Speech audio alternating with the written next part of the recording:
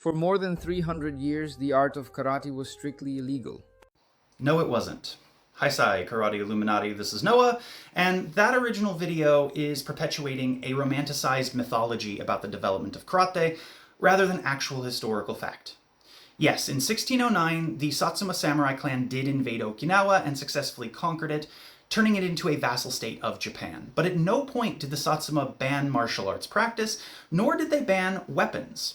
What they did ban was the import and manufacture of firearms specifically, but this did nothing to impact the rest of the weapons that were in use in the region at the time.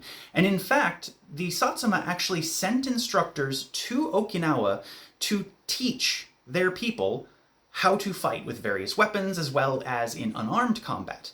Because as a vassal state, Okinawa would be responsible for sending soldiers anytime the Satsuma clan went to war. And so it was in the Satsuma's best interest to make sure that the Okinawan people were not disarmed and untrained, but armed and properly trained.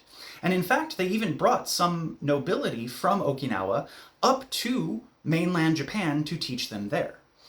It simply doesn't make any sense for the Satsuma to have tried to completely oppress the Okinawan people in such a way that they would have had to try and learn their martial arts in secret and adapt farming implements to become weapons. And yet, this is the popular myth. And when we look more closely at the farming implements being turned into weapons aspect of this mythology, it starts to fall apart even more. Because the majority of the weapons in use on Okinawa were not farming implements, and the ones that were farming implements largely don't show up in Okinawan martial practices in any significant amount until the 1900s, such as the kama and the kwa.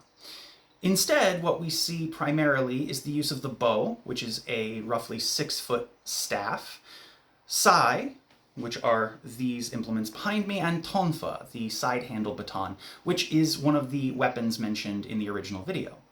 And the tonfa certainly does look like it could be the handle of a millstone or some other kind of cranking implement. But we find the tonfa all throughout Asia in use as a weapon, purpose-built as a weapon. We also find the sai used throughout Asia, purpose-built as a weapon, primarily as a police baton, which is how it was also used on Okinawa. The idea that these were farming implements was added later on to suit the mythology that was being built around Okinawan martial arts. But when we look at actual historical records and the development of the arts over time and the influence of arts from various other parts of Asia, it simply doesn't hold up. So the next time you hear that karate and kobudo were developed by oppressed farmers who had to use their farm tools and bare hands to fight the vicious samurai, remember that this is mythology and propaganda.